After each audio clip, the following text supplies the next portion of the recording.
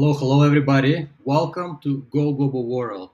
This is a community for international founders and investors that are building their businesses from where they are and they are planning to go global. We are a digital Silicon Valley ecosystem for founders and investors from around the world. And here we discuss challenging topics to help you access different markets, get new opportunities, and solve specific issues that you are trying to solve for your business. That is why we're bringing world experts on certain topics to help you with that. And today's topic is how you can enter Portugal with a specific entrepreneurial visa, HQA Portugal Visa. And for this topic, I invited a speaker from Canada, Shawn Olson. Hi, Shawn. Good to have you with Hi, us. hi, Daniel. Good to see you again. So we had already a webinar with Shawn last week about Startup Visa Canada, and it went really great. So if you're interested in that visa, also go on our YouTube and see the video from last week, and you'll have all your answers about Startup Visa. And today we are discussing specifically visa to Portugal, but this is not a startup visa. This is a little different entrepreneurial visa, HQA. And Shawn will give all possible details for you so you can find your way through this specific program. And a few words about Shawn. We recently met with Shawn. Shawn is based in Vancouver, Canada, the place that is on my list to visit sometime in future. I heard lots of great stuff about that. Shawn is an expert in startup visas in different countries and specific visas. So he has expertise in getting specific visa for the US, for Canada, for Portugal, and maybe some other programs I'm not aware. Specifically for entrepreneurs, today we will discuss Portugal. And Shawn is also is a business development vice president of business development and empowered startups. Basically, he's working on specifically visas for entrepreneurs and etc. So, Shawn, again, great to have you with us. Please give a few words about yourself, and let's get started. Sounds good. Thanks, Daniel. Thanks again for having me. I'm really excited to speak to the community about options for entrepreneurs around the world and to bring their business and their families to different regions and different countries. So it's fantastic to be back. Yeah, I mean, you covered it pretty well. I mean, for myself, I've been involved with empowered startups and startups in general over the last 5 years. Had the opportunity to speak to and work with entrepreneurs from all over the world, and speak to them about a number of different options that we offer through Empowered to not only launch their businesses in different regions, but also immigrate and bring their families. So I'm excited to focus today on the Portuguese option, the highly qualified activity residency visa, which is a fantastic, innovative product out there that will I think will be of interest to many of the entrepreneurs out there to be able to seed their business and take roots in an EU nation. So we'll jump right into it. I'll share my screen here. Let's see. Yeah, and while Shawn is sharing his screen, please subscribe to our channel, press the like button, share the stream with others so more people can join and ask questions right now on our live stream. And you all can ask your questions here in the chat below on your side, and we will try to answer all of your questions if they are relevant to this topic. Thank you. All right, let's get started. Perfect. Awesome.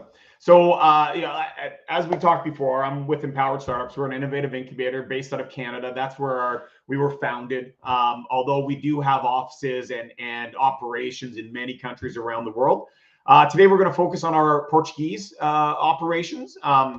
So we'll start off here really quickly just by talking about why Portugal. What's so interesting about Portugal to want to bring your family and your business there? So a few points. It's a long-standing member of the EU and the Schengen zone.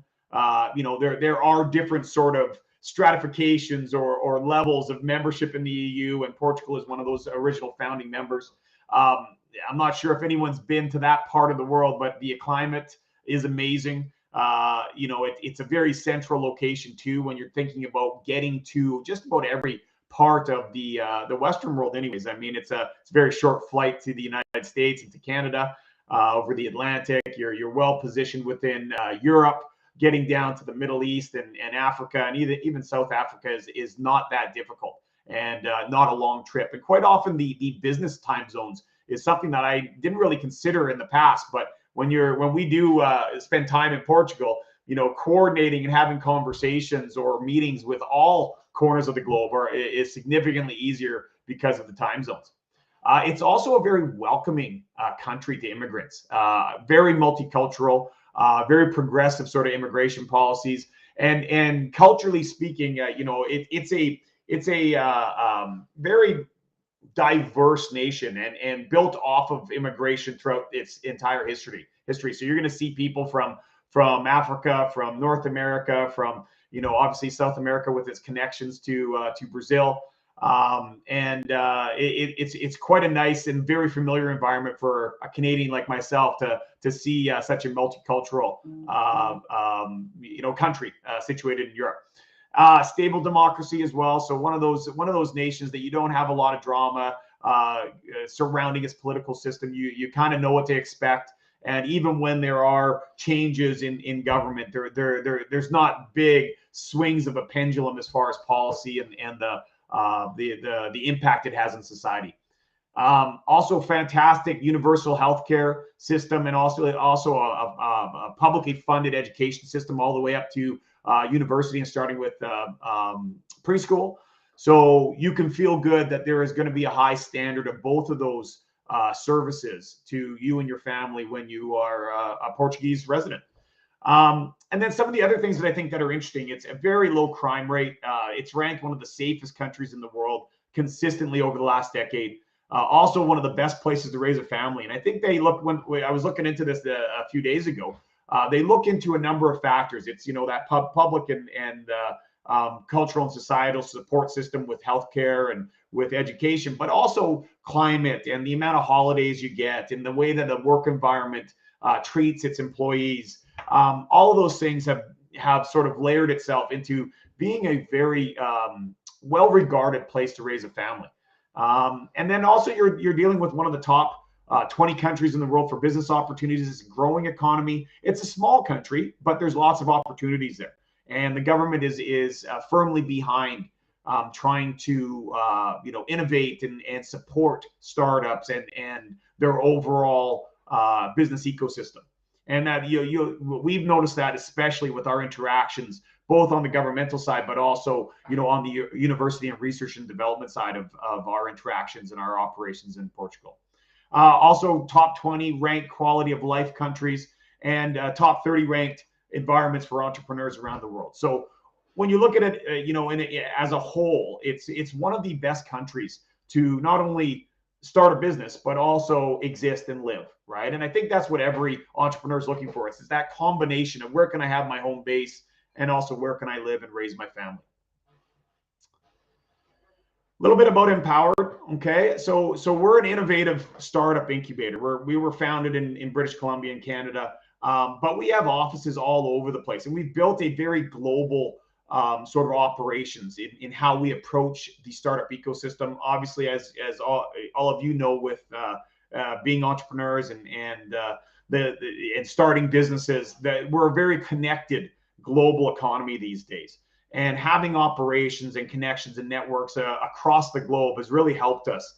Not only when we work with founders and are able to make introductions and connect people with our network, but also the diversity and the amount of different types of businesses that we've worked with is very beneficial, not only to our operations but to the founders that we work with. When you include our startup visa program in Canada, the HQA, and all the other programs, we've worked with well over 450 startups and all different types of industries and sectors. And many of those new and innovative ones have taken root in Europe and in Portugal through the HQA program. So we'll talk a little bit about the HQA, an overview and where it came from. It was a program actually that started or was introduced in 2019. Now, the legislation existed prior to that. So this is legislation that's been on the Portuguese immigration books for many years. It was used largely for bringing university professors and people of that, ilk to Portugal to conduct what they call highly qualified activity. And, we've been able to sort of leverage this and build partnerships and a network in Portugal that allows us to leverage it to tap into a entrepreneurial high net worth type of clientele and make this program accessible for, your classic investor / entrepreneur, right? I want to emphasize this is not Golden Visa, okay? And it's not Startup Visa. Both of those are separate immigration programs for Portugal, okay? And this is somewhere that's actually somewhere in the middle, to be honest with you. It's a bit of a hybrid pathway between those two immigration programs. It's fast-tracked. It's perfect for people that are busy and managing busy lives. So tech founders, CEOs, people that are experts in any area of subject matter, and people that just have accomplished something in their life through business activity or business operations or entrepreneurial type of activities. Those are classic sort of examples of our clients to date. And the truth is that the majority of these people all have this desire to not only have the life that they're looking for and to be connected with the world in a more appropriate and a better way than maybe they currently are able to do in their current home country, but also often, seed a second opportunity or seed a second option for them and their family. And then lastly, most of the people that are looking quite often have businesses that are running and functioning in different parts of the world. And that those clients are ideal from our perspective, because really the benefit to Portugal with this program is the connectivity with business activities from Portugal as a home base for the Portuguese business, but also, the connection through the founder to other regions of the world. And basically the program in a nutshell is that you are starting a business and making an investment in research and development through a Portuguese research facility that's connected to a Portuguese university. And that facilitates this highly qualified activity that is at the foundation of this program. So now what are the requirements? One of the things that are nice, that's nice about the highly qualified activity visa is it's quite flexible, but also very simple. There are not a ton of requirements that need to be met in order to access this program. A few of the key ones that we look for when evaluating whether someone is a good fit for this program are: you must have a clean criminal record. Okay, that's absolutely essential. You also have to have a CV or a background that is going to demonstrate some kind of expertise or some kind of experience in a specific area, or that you've lived your life and have had that experience and built your business or built your background and experience in that area that now will be able to transfer into some kind of business in Portugal. You have to have enough resources to establish that business. Okay, we are only working with self-funded entrepreneurs or business people through this program. Doesn't mean that you can't access grants or resources through through interactions and through introductions that we'll make. But the key element is that you need to have enough resources to establish a business in Portugal for us to be able to work with you. And you have to be invited by a public research institution in Portugal. Okay, and typically that means you're also being invited, and we're going to work with affiliated incubators at those research facilities. Okay. The key to that is that you don't need to worry about how you get those connections, how you get that invitation. That's where Empowered Startups comes in, because we've worked very hard over the last 3 to 4 years in building out that network and making sure that we have the pathways and the communications with those institutions to be able to facilitate that smooth and easy and efficient process to be able to launch projects, but also be invited by those institutions to do so. And then, you have to have the desire to immigrate to the EU. Obviously, that's and the Schengen zone. That's one of the key areas of this program, is to be able to access that area of the world and all the benefits of that EU community. and then have the funds to settle in Portugal. This is a small one, but I always make a point of bringing it up just because, obviously anytime you're dealing with people immigrating to any country in the world, that country wants to know that there's enough resources in place for you to support yourself. And in Portugal, that amount that you need to have or demonstrate in your bank account is 7,620 euros. Okay. So not a massive amount, but that is something that you need to have. You need to be able to demonstrate in order to be successful in this program. Now, some of the features. One of the key elements with this program that makes it very appealing is that the processing is extremely fast. Okay. Many of the other programs, there's long delays in having things looked at. Whether it's startup visa where processing is relatively fast, but it's a very complicated process. Where with Golden Visa, processing is excessively long. This program sort of bypasses both of those challenges. And we typically get answers on residency visas within 30 days. And then once you have an appointment, you're dealing with the SCF in Portugal. Usually we're having resident permits approved within 3 weeks. So extremely fast processing. Your family members can be included. So dependent family members. That usually includes spouses, obviously, but also, young children. So people under the age of 18 would clearly fall under as dependent family members. But also the uniqueness of this program is that parents, anyone over the age of 65, as a parent, can be included as a part of family reunification. And also, if there are sometimes children that are older than 18, but still not earning income, maybe going to university and all those types of things, they can also be included as dependent families. Program fees are fully refundable, okay, in this program. So there are program fees, and we'll get into that a little bit later. But they're fully refundable if either your resident permit is rejected or your residence visa is rejected. Okay, so there's very little risk in this program, and then there's very flexible residency requirements. So many of the other sort of programs in Portugal require a certain amount of days in country. This one does have residency requirements to maintain residency status, but it's very, very flexible. There actually is no specific allocated or numbered days that you need to spend, but we definitely encourage that you are building those residency ties in Portugal and making sure that there is some time spent on an annual basis in Portugal.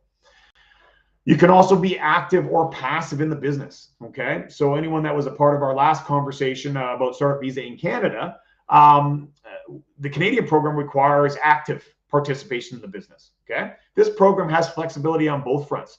You can be a passive founder of a business, providing strategic directions as a CEO, but not really sort of being, fully involved. Or you could even hire a Portuguese person to conduct those activities or actively run the business for you, right? Or quite often we're doing it for our applicants or our clients, okay? Because in the early stages, that's managing a research project and slowly sort of moving it forward in through that research project to actually make it a viable business. Or you can be completely active. It's completely up to the founder, and that's something that we have discussions with in the early stages of our process. The other thing that is very, very important to mention about this program, unlike the startup visa program in Portugal, there are no performance requirements on the business through the HQA. Okay, so to maintain your spot in this program or in this pathway, you do not have to meet certain benchmarks connected to your business. Okay, it doesn't mean that we don't want a business to be successful. It doesn't mean any of those things. It just means that the government is not going to look at, okay, what have you done and how many people have you hired or what's your revenue, all these types of things that would be prevalent in the startup visa program in this program. Okay, all you need to do is make sure that you've been invited by that university. The university is conducting the research activity. You've capitalized that in a business, and then from there we'll help you sort of guide you throughout the process. And then it provides, one of the very appealing pieces of this program to many of our clients is that it gives them a foothold or a headquarters or a access to business in the EU. Obviously, the EU is one of the largest trading blocks or economic blocks in the world, and people quite often are looking for an easy way to access that type of economic activity, and especially through the population base and of Europe. So now about benefits, okay? One of the key benefits that a lot of our clients are looking for, not all, because some we're getting clients from all over the world, is the visa-free travel through the Schengen zone. So you're able to come and go very easily. It also gives you preferred access to a number of other nations when you especially as you go down the immigration pathway.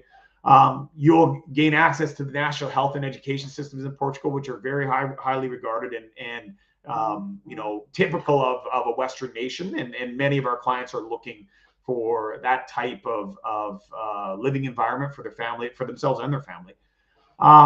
There's a preferential tax rate. So especially for people that are conducting businesses in another country and then also setting up operations in Portugal, there is a preferential sort of tax rate and treaty between people that are doing that. So that's quite often very appealing. And then one of the key elements is that you're establishing a substantial relationship with the Portuguese university and research institution. I can't emphasize this enough. Because of that relationship that's established through the research project, through the capitalization of that research project, through our connections through the connections with empowered startups and the incubators that we're connected with at those research facilities, there are substantial ties being made throughout Portugal. And that's one of the key elements when you're looking at citizenship down the path.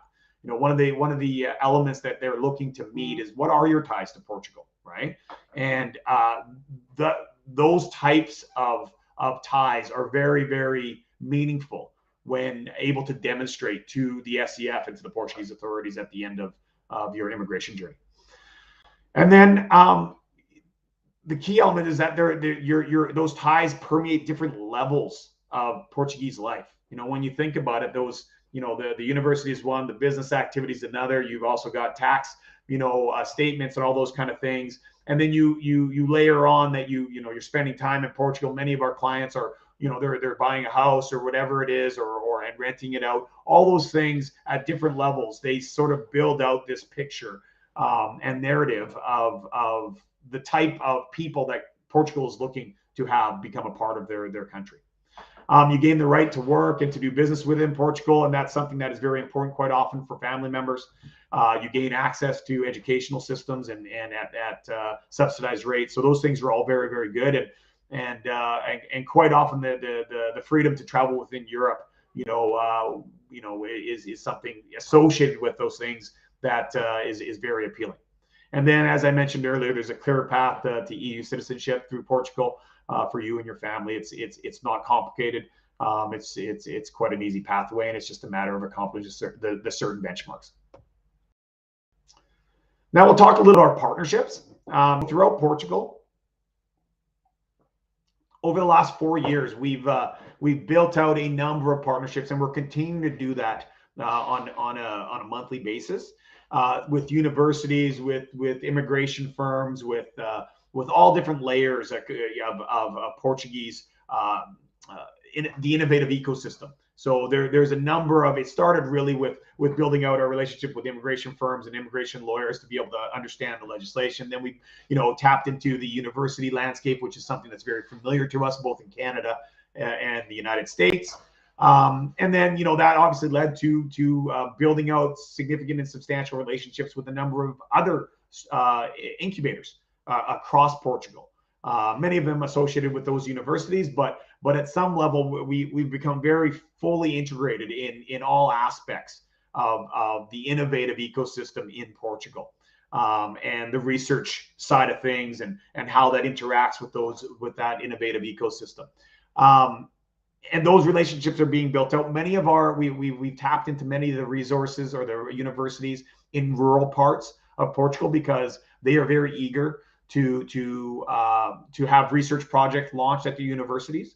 But there's a diversity as far as the types and locations of those universities. Everything from Bragança up in the north to University of the Algarve down in the south, and Avora and Aveiro in the middle parts in Leiria. So it's quite substantial, and it's something that we're quite proud of, and Right now, actually, our leadership team is over in Portugal, building up many more relationships. Actually, I have a number of meetings over the next 2 or 3 weeks to increase those partners that we have in the Portuguese ecosystem. So how much now and what do you get? Okay, so our program, the entirety of the program is 175,000 euros. Okay, and what you end up getting from that is that there's funding that is going towards creating and managing the R&D project. Okay, with the university. So that's going to seed it. That's going to initiate it. That's going to fund that project. And whatever comes from that project is going to be 100% owned by the founder of the business or the applicant. Okay. There's a concierge sort of service that we provide. So we're facilitating all those things. Our clients don't have to worry about, okay, how do I have to go meet with the university? They don't have to worry about, what's going on in the research project. We are there to facilitate those answers, to provide updates, to make sure everything goes smoothly. It's better for the client because they don't have to build those relationships.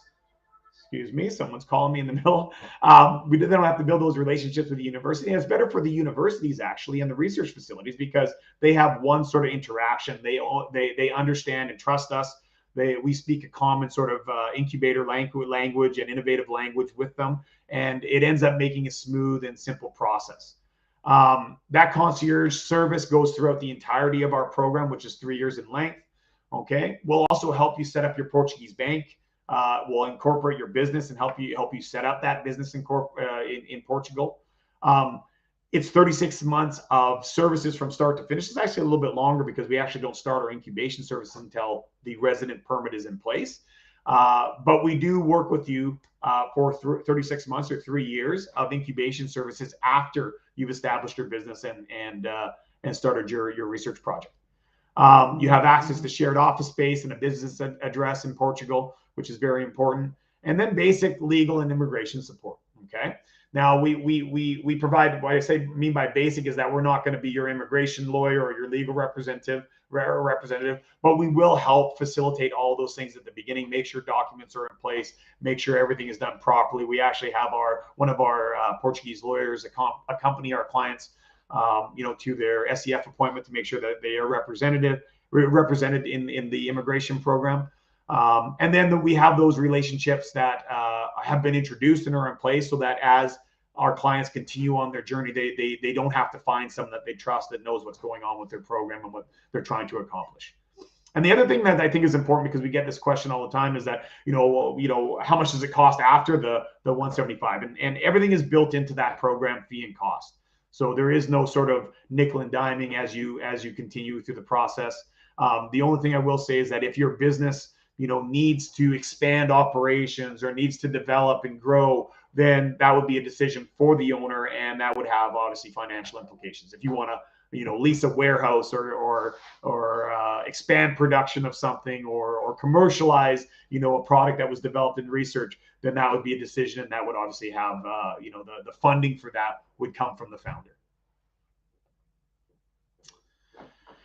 So now our process, really simple actually. Okay, so all we need to get started with somebody is basically collect a passport and a CV. Okay, and then we would evaluate with our team and be able to figure out, okay, is there potential that this person might fit? Okay, from there we would go to an intake interview. Okay, so we would sit down on a video conference call and just get to know each other, obviously learn a little bit more in detail about your background, and get an understanding of what business you had in mind or what direction and industry you have passion for, that we might be able to find a research project and capitalize a capitalization of that research project in a new venture. So we can work with people that already have very substantial and formulated business ideas, or people that don't, people that already have a direction maybe, or a history of business success in a space, and maybe they don't know exactly what that research would be. That's where our expertise comes into it. And we'll be able to sit down and sort of help go through a process to be able to figure out, okay, is there something that can be done with your existing business that would fit nicely into this program and make it accessible, and then also help you sort of set up and establish a European operations for the business that you maybe are conducting in your home country. From there, we would provide you with the term sheet, and once that term sheet signed and the program fees are paid, then we would start going to work with finding the public research university that's going to support the project and all those types of things. Okay, and again, I'd like to just emphasize again, we do require full payment at the beginning just to make sure that payment is available, but those fees are fully refundable if there's a rejection at either the residency visa stage or the resident permit stage. Okay. And then we would actually go and secure that public university and research letter, the letter of invitation that enables you to access the program and the pathway. And then we would start working with you and your immigration consultant or representative to put together the document package to make the applications that are necessary for the HQA program. And then you would begin your immigration process, and we'd be working with your representative on the immigration side to make sure everything goes smoothly, and interacting with them and immigration lawyers that we also have connections with to facilitate that process on the consular or the embassy front, and then obviously with the SEF once you get to Portugal. And then we'll get into a little bit more detail the immigration pathway. Okay, so key elements, sort of we would collect and gather those documents to make the D3 application. That happens at the regional embassy or the consulate. Okay, once that application is made, there's usually an appointment at the embassy, and then a decision is rendered within 30 days. It's actually in the legislation that they need to decide within 30 days once they've received a valid application. Okay. Once that is approved, then we would quickly go to booking an appointment at a regional office in Portugal. Okay, so that's a SEF appointment, biometrics, and all those types of things.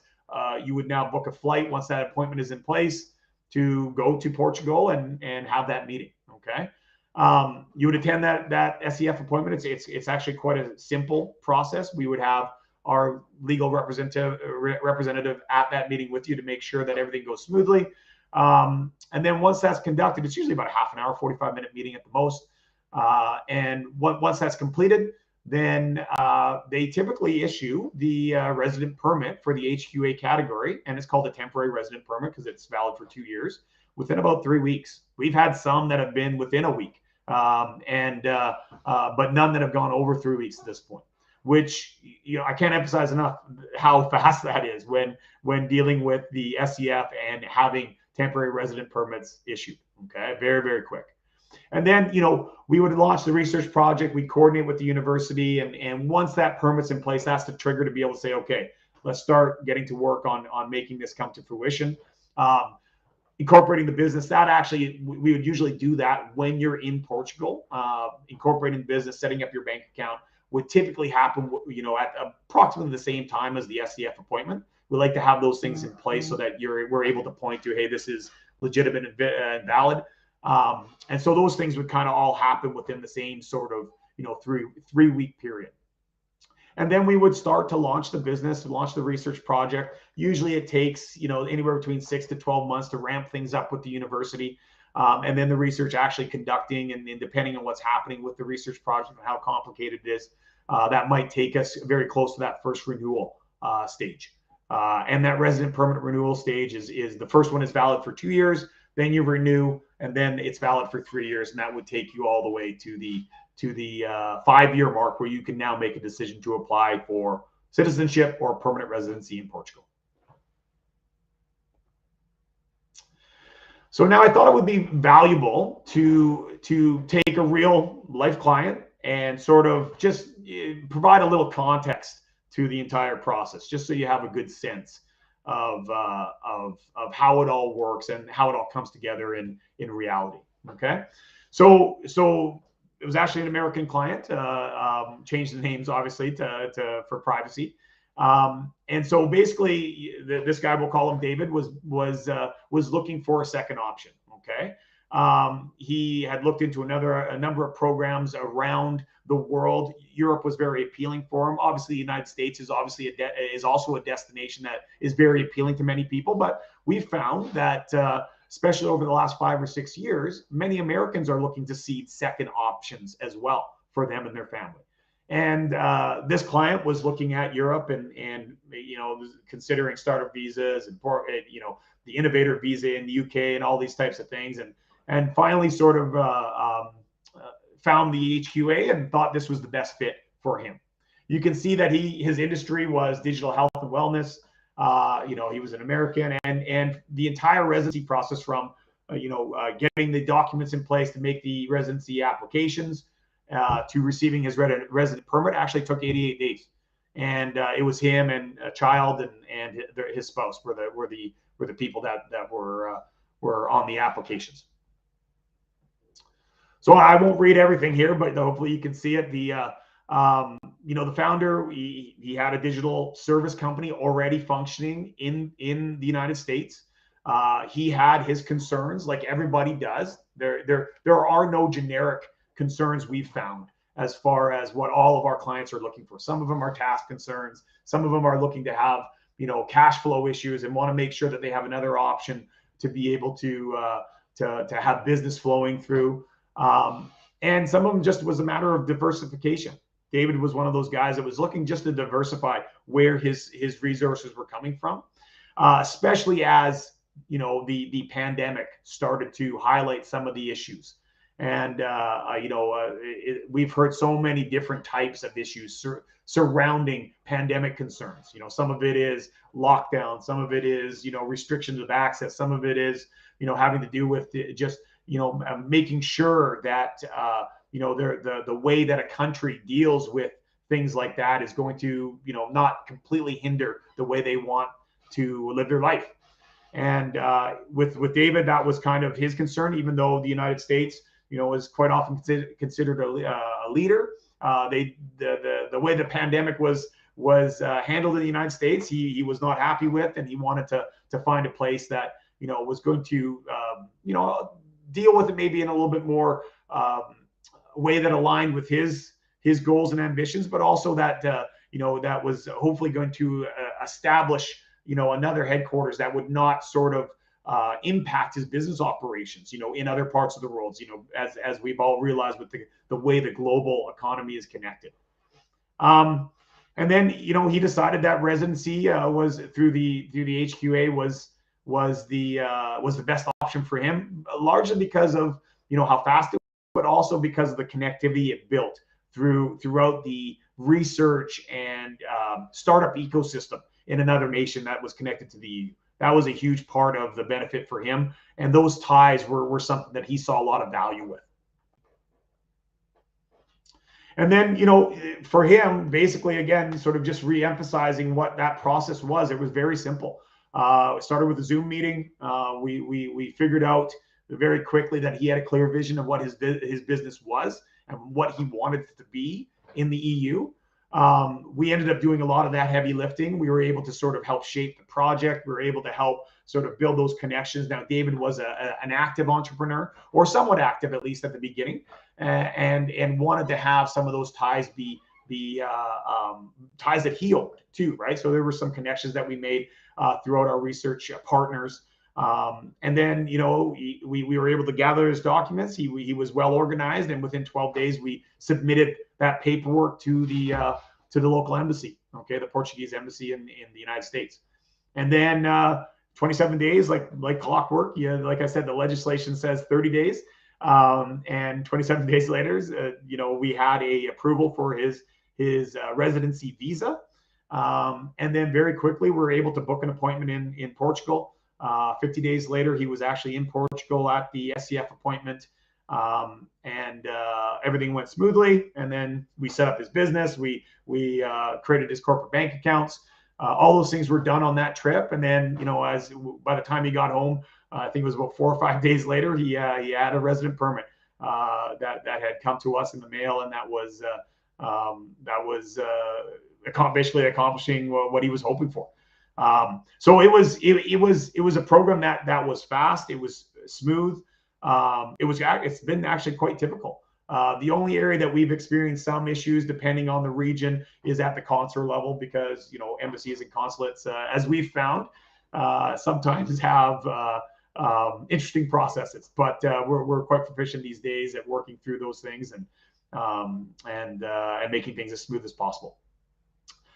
So, and the key for David, after the fact, one of the things we'd like to sort of get a sense of is that, okay, well, was the program successful to help, accomplish the goals that the person had, and in David's case, he was able to accomplish both of the goals, right? He was able to migrate his business in a very seamless way towards the EU and in Portugal. He was able to build those connections through that migration of his business and reestablishing of a subsidiary business in Portugal for his current operations. And the citizenship pathway was smooth and it was relatively simple. It wasn't complicated, and he was able to get all of those things moving and have some security as far as that they were going to be accomplished within a short period of time. So I thought that was a good example. It's one that we've shared a number of times with other clients as they sort of try to contextualize, how this comes together for them. And we found that it's quite useful to be able to sort of, put yourself in, David's position and see how it might work for you. So that's it in a nutshell. That's the HQA, the highly qualified activity visa. Hopefully I've given you an overview of, both the program side from Empowered Startups and how we interact with the clients, how you get started within the program, but also how it interacts with the Portuguese ecosystem, the Portuguese business environment, and how both of those things come together to also help people accomplish immigration goals. Happy to answer questions. Looking forward to seeing where your questions are, and thank you for listening. Thank you, Shawn. I really appreciate this details about the program I never heard of actually before. I always heard about Startup Visa to Portugal, which I find amazing as well. We have plenty of questions actually from the audience, and Okay. let's start with the questions. And guys, before we start, everyone, feel free to ask your questions here in the chat, and we will try to answer all of those questions, especially if they are relevant to the topic. And please subscribe to the channel, press the like button, share your comments, share this video so we can help with this information to more entrepreneurs. This is absolutely free information that we are trying to share so you can benefit out of it, and this is specifically for entrepreneurs of global world. The first question we have is from mobiles apps. They ask, I have a Delaware C Corp with early traction. Do I need to move my company and IP to Portugal? So he's sorry, I didn't hear the first part. Maybe repeat that, Daniel. So the guys have already a C Corp Delaware corporation. Okay.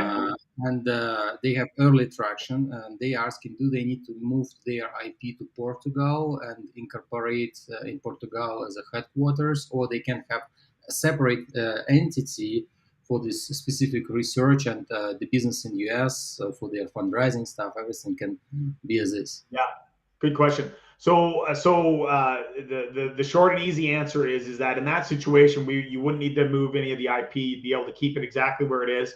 We would initiate a research project, because that's basically one of the key elements with the HQA activity residency visa. We'd initiate another research project that would likely feed into what you've already done with your American corporation, and then that would be sort of the foundation of not only the program, but for the subsidiary or the partner company, let's say, that you would establish in Portugal. So they would end up being separate entities, but obviously very closely linked through the founders of the business. I see. Thank you. The other question is from a student. Can my spouse work? Can my parents come later and work? Okay. Yeah. So your spouse, can definitely come. Basically, what ends up happening is that there's a primary applicant. You go through the HQA process, and then once that resident permit has been accomplished or in place, then you're able to reunify your family, is what they call it in Portugal. And your spouse would then be able to work and live and be a fully functioning member of Portuguese society, and obviously the working piece is a big part of it. And your family members, if you had parents that were over 65, they would be able to come on that same family reunification. And if they're below 65, they can't come, right? So there is some gray area. I always like to, if they're over 65, it's clear and it's easy to establish that they're dependents through the Portuguese system. Okay, if they're under 65, there are some elements that can be met that still would make them dependent. Just like say a child that is, maybe has a disability of some kind or is going to university and not you just have to be able to prove that they are a dependent, right? So I would say it's not certain if they're under 65, but it doesn't mean 100% that they're going to be excluded. But the easy sort of delineation point is 65 for dependent parents. All right. There is another question from Elena. What about taxation? What are the personal and corporate taxes in Portugal, and how much to establish a company, and how soon it can be done? So the I'm not an expert on the taxation side for sure. That we would part of our team in Portugal, they obviously know a lot more about it, but we would actually sort of loop in taxation experts and accountants that we've built relationships with in Portugal to be able to provide that advice. And the challenging portion is that every country has a slightly different status, the tax treaties, all those kind of stuff. So, there is no one blanket sort of rule. Portuguese tax rates are, they're, it depends on, they're not as high as Scandinavian countries. They're much lower as far as, taxation than some of the other EU sort of countries. But, you have public health, you have, universal education, all that kind of stuff. So, I mean, you're probably paying more taxes than you might pay in say India or some other regions of the world, right? But I would be very cautious to provide too much tax information since that's not my area of expertise. What was the second part of that question? Sorry, Daniel. How much to establish a company, and how soon it will take up to a bank account? Yeah, so good question as well. So establishing a company as far as cost is not super expensive, and it's actually included in the program fees. So that money would now go into a corporate bank account. We would transfer a number of the funds into there, and it would actually pay for legal fees and incorporation costs and all that kind of stuff. I believe it's a little bit over €1,000 to incorporate a company, but some of it depends a little bit on the structure as well.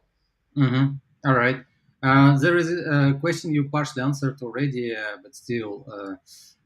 So the guys want to ask. They're asking how much you charge. You said 175,000 for the program, but how much money do they need to plan for them, for me, for my spouse? They say. So I mean, you have to be able to demonstrate that you can support yourself. So the nice part about the HQA is the fees basically cover everything within the process, right? So it's nice, tidy, clean, and so when you're talking about establishing the business and getting there and all that kind of stuff through the immigration process, basically all that's going to be covered for the primary applicant. Outside of that, what do you need? You need to demonstrate you have settlement funds. I would say that you probably need to have, some money set aside for contingencies and all that other kind of stuff.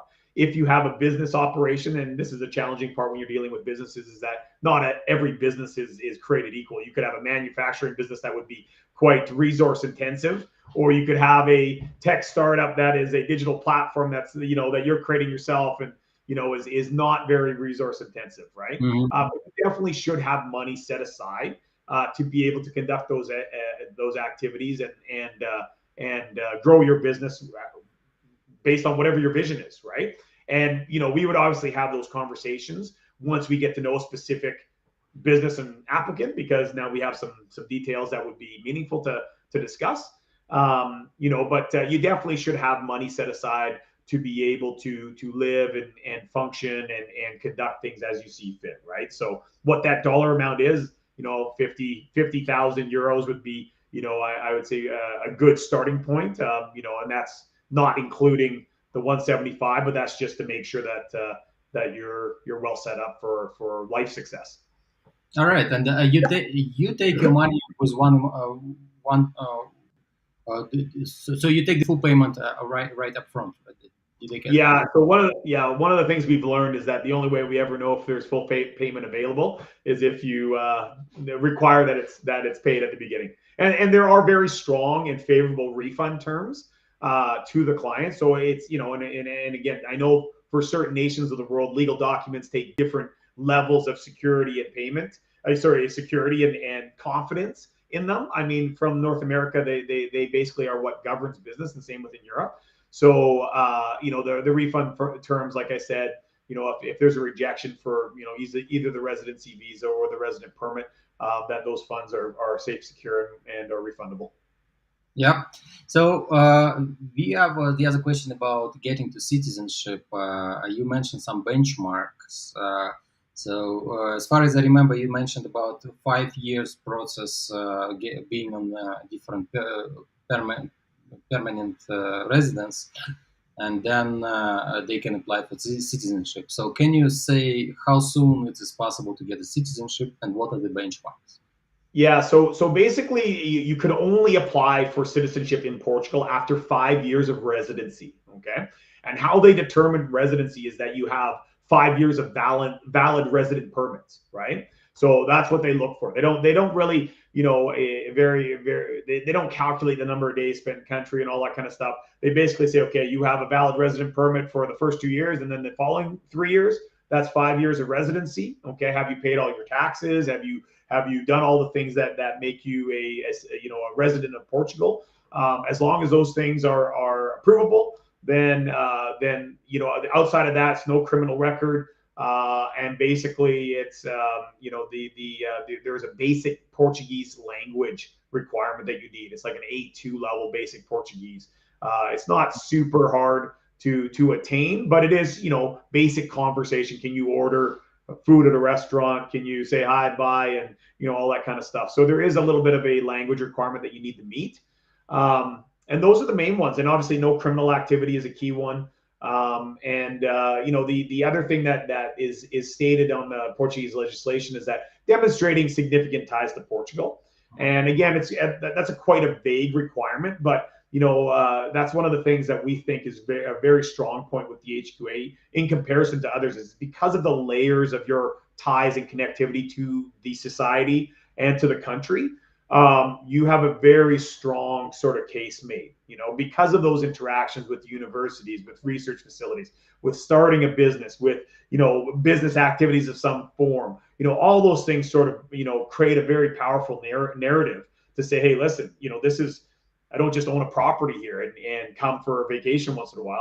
I'm well integrated into Portuguese society and contributing to Portuguese society, right? Which I think is, at some level, not just for Portugal, but every country, when they're talking about people immigrating, they're looking for those types of connectivities, right? And so that I think is one of the significant strengths of this program. And there is another related question to get some more details. So, do I need to stay in the country to maintain the status and to show this integration into the economy or into the country? So I mean, stay. I guess the key question was, what do you mean by stay, right? Like, I mean, you don't have to spend all your time in Portugal, for sure not. One of the conditions that the invitation to come to Portugal through this program is, your expertise in a certain area, right? And so many of those people have competing demands on their lives. They're busy people, right? Yeah. So you don't need to come and now you're a prisoner in Portugal, right? Like, I mean, you're able to come and conduct your lives, and that quite often means, for many of our clients, coming and going, doing business in their home country, coming and spending a little bit of time. What we do advise people is say, if your intentions are to spend no time in Portugal, then this is probably not the right program for you, right? Our clients are typically planning and easing into a full integration to Portuguese life, where eventually they see this as one of their two main home bases. And we encourage people to spend, a little bit of time, in Portugal for, every year, and have that sort of grow a little bit as it gets a little bit closer towards their citizenship applications. Mhm, mhm. So, but the question was about also maintaining the 180 days, for example, this tax residency status. Do they need to maintain it, or they can be like most of the time outside the country and it'll be okay? Yeah, so it doesn't need to be 180 days or 186 days. You can come and go, and the basic foundation of the program is that these are highly qualified professionals with busy and existing lives, and that's basically the basis of the invitation to come to Portugal. So it's yeah, they don't have to maintain that 6 months in country type of standard. Thanks. Now about research. The student is asking, what are the research requirements? Do I get a degree after? How many hours do I have to spend on research? For everybody's benefit, the research is not being conducted by the applicant. So the university would be the ones that would be conducting the research at their facilities, right? So and we would be the facilitator. So basically, the idea would be you have a three sort of person or entity system. You have the founder who's seeding that research and creating, the direction of that research. We would formulate what the project is with interactions with the client, and then the people executing it would be the researchers and the research institution on the ground in Portugal, right? So that's the Mhm. way that it would work, and then they would report to us, and we would sort of provide reports back to the client, and everything would go through that sort of that us as an intermediary.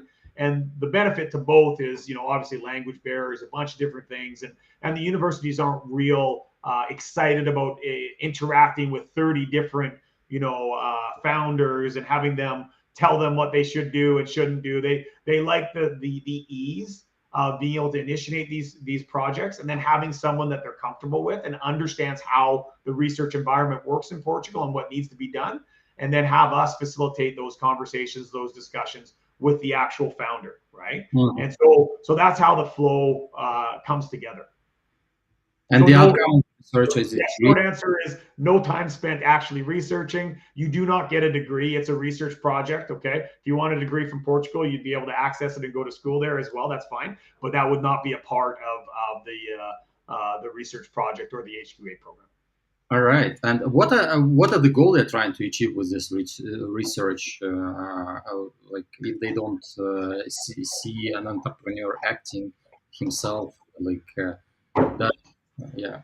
So, They, so what are the goals? I guess everybody would have their own goals, right? I Mhm, mean, the goals from from Portugal or from the research in the public institutions is, have research being conducted in Portugal. I mean, mhm, that's something that is appealing to literally every university around the world, and it can be quite a competitive environment too, right? mhm, So, I mean, they're exceedingly interested in it and excited to have these projects initiated at the universities, right? And mhm, especially when you think about, from our perspective, we've been strategic to some degree with the universities that we've engaged early on to be a part of this program, because at some level, you have rural universities or people that are maybe outside of the university of big cities, and it becomes more challenging for them to secure research investment. So it's very appealing for them, right, to be able to have that research being conducted. And then obviously there's incubators that we have relationships with that are Portuguese incubators, associated quite often with these research facilities that we're interacting with and liaising with to make sure that sort of whole ecosystem is stimulated, right?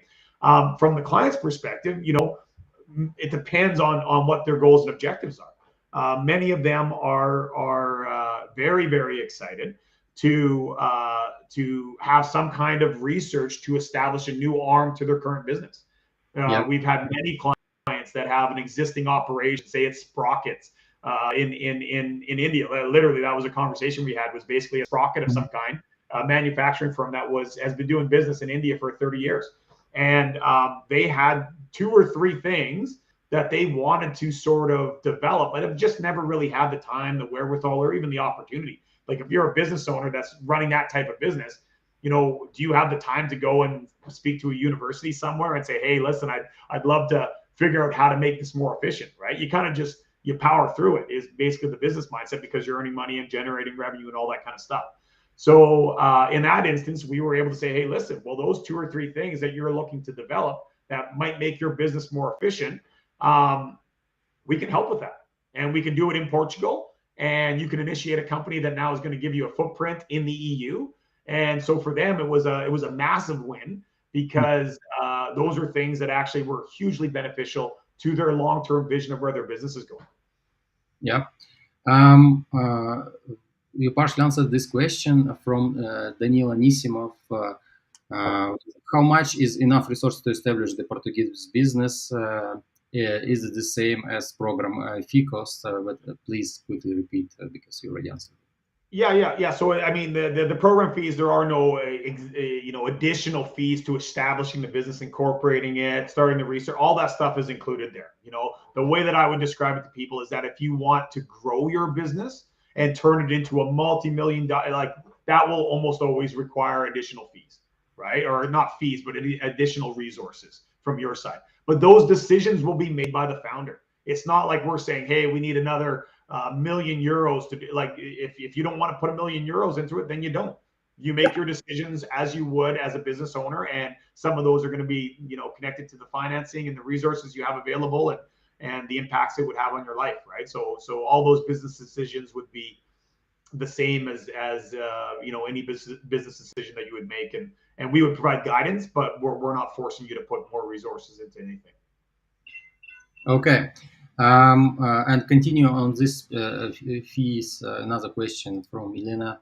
Do I have to use 175K from my funds, or they can provide funding for that? How can I take this program at a pre-seed stage with no traction? So I mean, if I understand the question, the program fees, like for us, they're the program requirements to be able to initiate and to execute the entire program as I laid out, right? So unfortunately, it's not negotiable for us. You can try to do this on your own, and it might be cheaper. It might give you brain damage.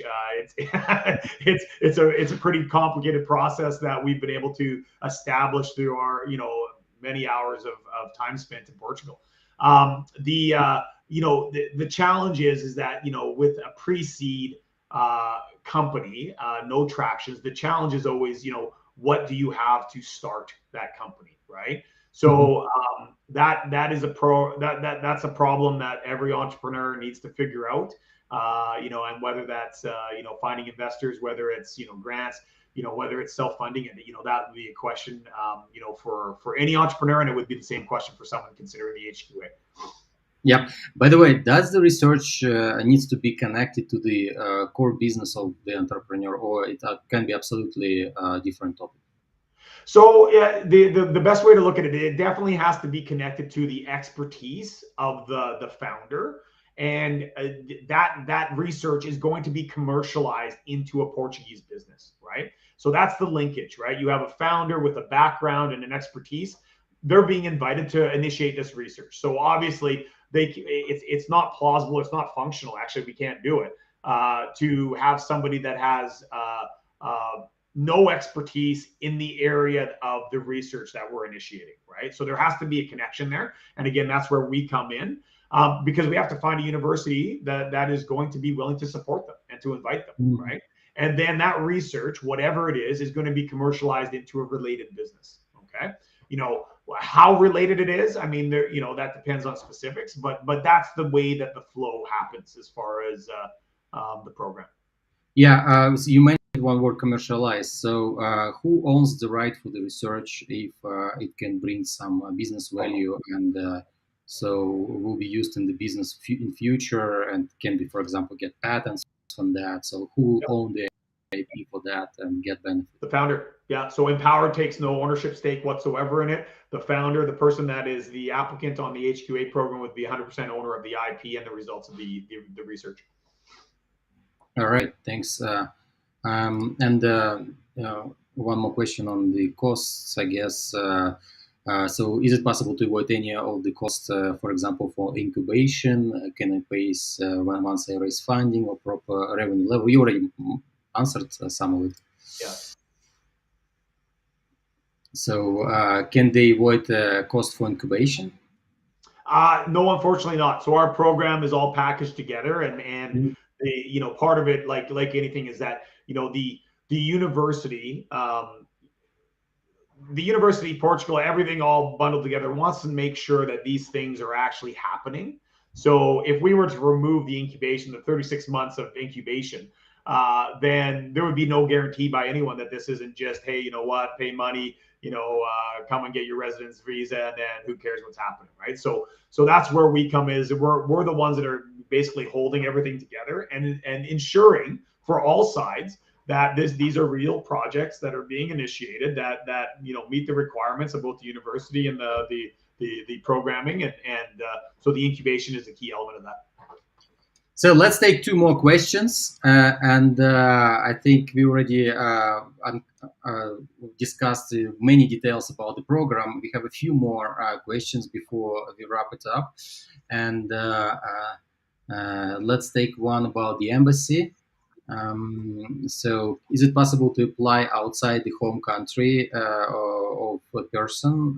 So, for example, somebody is from, I don't know, Armenia, and they want to apply somewhere in Mexico because they just moved in there, but they're not residents of Mexico. So Can you they would do it? there are restrictions. So basically, the embassy of your nationality typically would be where you would apply. There's some nuance to it, but it's something that we're fairly familiar with. So once we get sort of a citizenship or a passport picture page, then we would sort of now be able to understand, okay, this is where they're living, this is the passport, this is now where that application needs to be funneled through. So most times it's basically your country, your citizenship country would be the application where it needs to be funneled through. I see. And the final question will be from Daniel Anisimov about your case that you mentioned about David.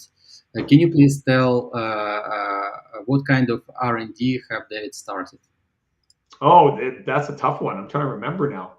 So my involvement is not heavily on the ground research side. With and to some degree, we always try to be fairly considerate of privacy. Some people care about that, some people don't. With David, he did have a digital health platform that was basically, if I remember correctly, it was a program or a platform that basically coordinated the and facilitated sort of payments with multiple health service providers, right? So it was something that basically in the United States, because they don't have a universal health care, they basically have multiple providers of health insurance. And it's a bit of a gong show as far as figuring out, who's paying for what, how much is being paid for. So we had a platform that basically organized all of that. That would basically make that a simple process, so that someone could plug in their stuff and then now be able to understand what was covered, what wasn't covered, where it was coming from, and facilitate those payments, right? And so very similar, because I believe in Portugal or in the EU in general, there are nations that have sort of a hybrid system.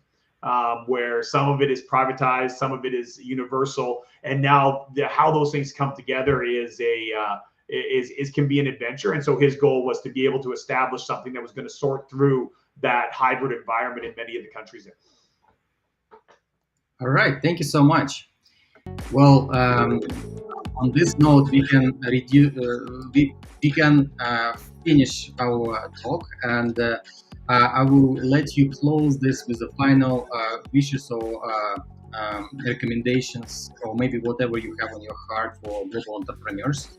On this note, I also would like to thank everyone who participated and who will watch this video in future. Please subscribe to the channel. Don't forget to like it. Ask your questions in the comment. We will always try to help you, and if there will be some interesting question, we will pass it to Shawn. Maybe you get an answer. And the other thing is important: share this video. Maybe it will help the other entrepreneur. Maybe it's not relevant to you, but maybe it will be relevant to somebody else. So please do, guys. So, and Of course, if you want to become a member of Go Global World, go on our website www.goglobal.world and become a member. It's free, and you will get access to experts like Shawn today and other global experts that are trying to help you to do a step forward. So sometimes there are some costs involved for the things you would do in future, but all these experts are trying to help you find your way through so you can build your future businesses.